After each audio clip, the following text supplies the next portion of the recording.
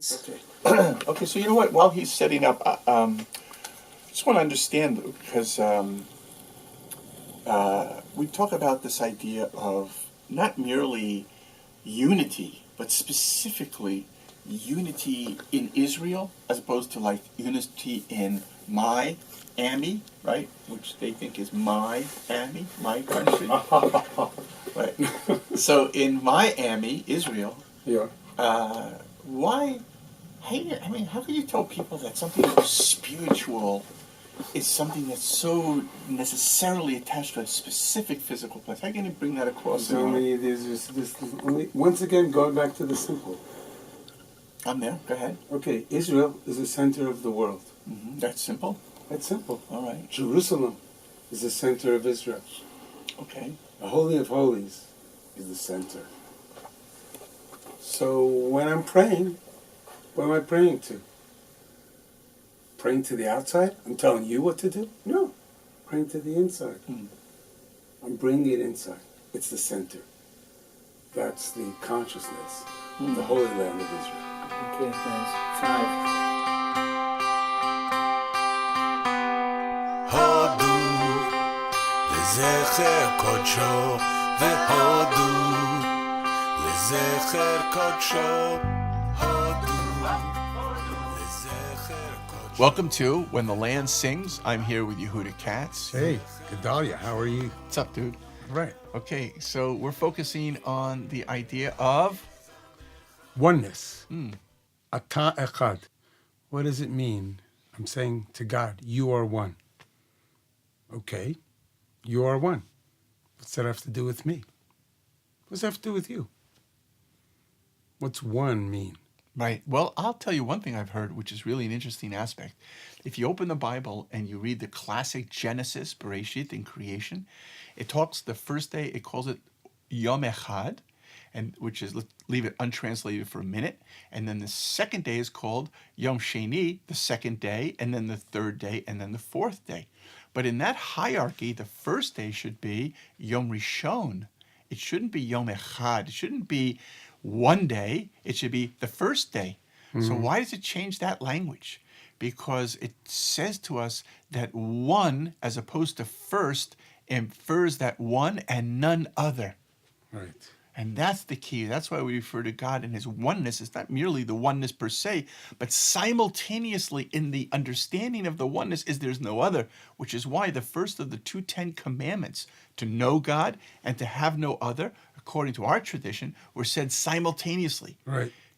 So it's really interesting to me that when we refer to God, so we use the word Echad. That term seems to be reserved as something that a human would say about God. Right. And where else do you find in relationship to this idea of Echad? Is there a connection, let's say, among the Jewish people, a language that's used of Echad?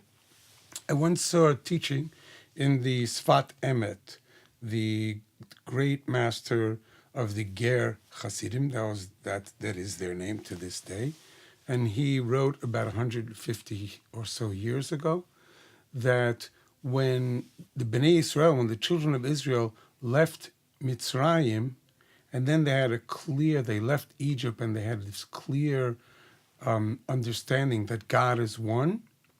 So the oneness of God was infused in their collective, total belief that God is one. Mm-hmm.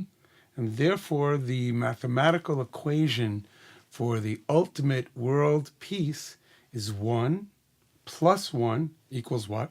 1. Right. You're bringing oneness down into this world. Right. You know, it's interesting. I always say on a similar idea that it's a fallacy to say that 1 plus 1 equals 2. The real pure math would be 1 plus 1 is less than 2. Right. Why is that? Because the creation of a whole is much more than the sum total of its parts. And so therefore, 1 plus 1 doesn't really equal 2. It's 1 plus 1. Right. But 2 is greater than 1 plus 1. So God's 1, which you say 1 plus 1 equals 1, is really not 1 plus 1 at all. It's just 1. Yeah. In this song that we're going to sing today, we say, Ata Echad, you are one, V'shimcha echad, and your name is one. That's your name. We call you one. Umi ka'amcha Yisrael, and who is like your nation Israel? Goy echad ba'aretz, one nation in the land. Wow. So maybe you want to sing it for us.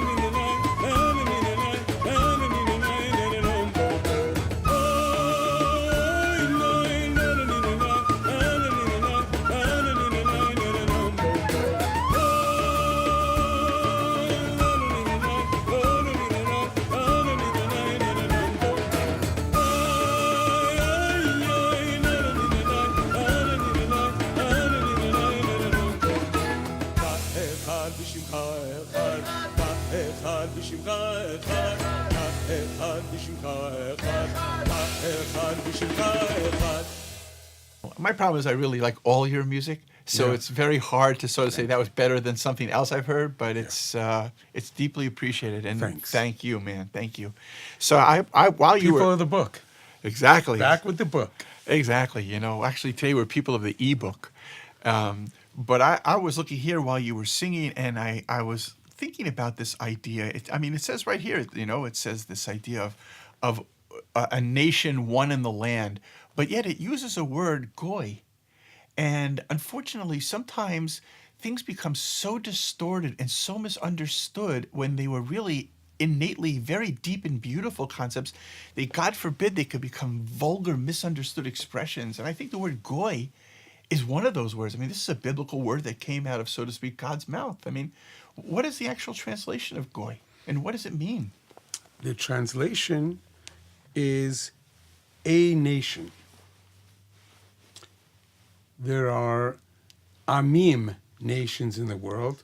We are today Am Yisrael, the nation of Israel. And there are nations throughout the Bible. And Goy, I believe, is the people of that nation. So then goyim would mean the nations. Yes. There's nothing derogatory Kol about it at all. HaGoyim, all of the nations. Right. And the Jews are also called a goy Yes, because we are a nation. correct.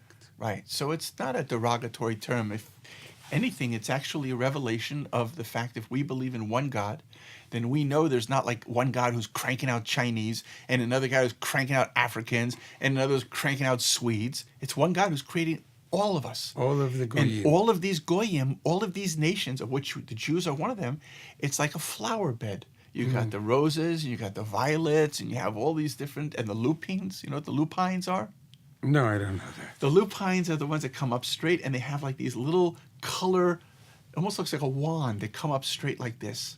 And I was just learning this week that Reb Shimon Bar Yochai, when he was hunting for buried bodies in the city of Tiberias thousands of years ago, he would take these lupine flowers and whisper God's name on them, and he would throw them into the street.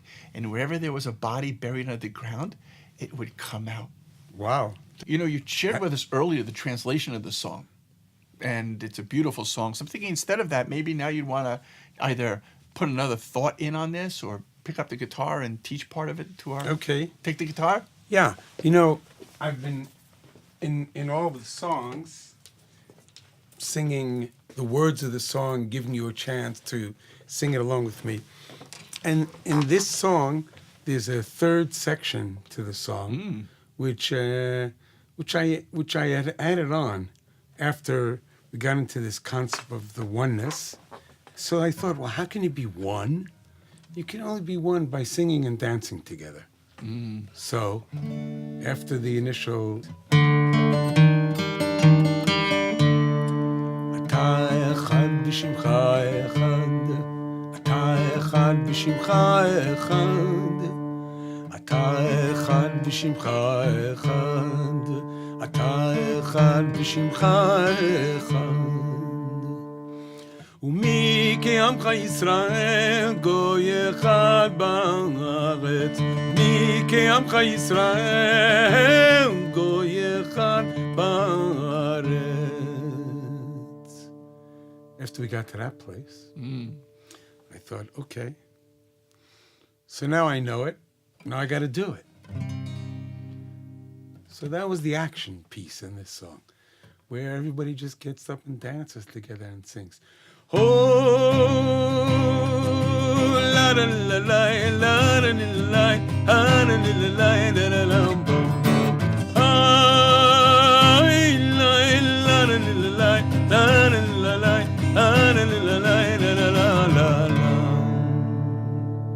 Then the words don't matter anymore. That's really nice. I'm going to share something with you, if I may. Sure. This is a story that no one will believe, except somehow someone took a photograph of it. Our viewing audience won't necessarily know the reference, but you might. It was in the study hall of the late Reb Brandwein, of blessed memory, in the Old City. And it was during one of the days of the Sukkot festival, the festival of the booths, tabernacles. And we were all invited to sing and dance around the huge, thick, solid, like a mahogany or some similar wood called the bima, like that, in the middle of the synagogue, this block of wood that comes up 4 feet tall. Oh, where you read from the Torah scroll. Yeah, 4 feet tall, 5 foot wide, squared, thick. And we all ran around. And each time we ran, we had a song. The Rabbi Scheinberger would sing and we'd all follow with him. But when it came to the 7th time, he said, everybody stop. And he pointed, maybe 25, 30 people there. He pointed to each person and said, okay, just you run. And just you sing whatever song you want. And this person would, what? And they would just start singing. And the next, and everyone was singing a different song. And you had 25, 35 people following the rabbi. He was doing his own song, running around. It was like listening to somebody scratching a record or something, or too many radios on the wrong channel at once. And then all of a sudden, nobody said anything. It sort of morphed into one song. And as it morphed into one song, this brick of wood started to float in the air. And it rotated with us, and it stopped shy of 3 inches from the fluorescent light. And then as we wound down, everyone was in a trance. It landed. And no one would ever believe this story. Wow. Except 2 things. A, I know other people who were in that room. And B, someone actually got, and I have, a photo. And if you look at the photo, you'll see there's nobody under there. There's nobody like this. And anyhow, it wouldn't help. It's not movable. And everybody's hands are actually on the side. Whoa. Yes. What was that song that you were singing? It didn't matter. That was your point. That's what reminded me of the song. What was the nigun? What was the deep melody? It's melted into the one.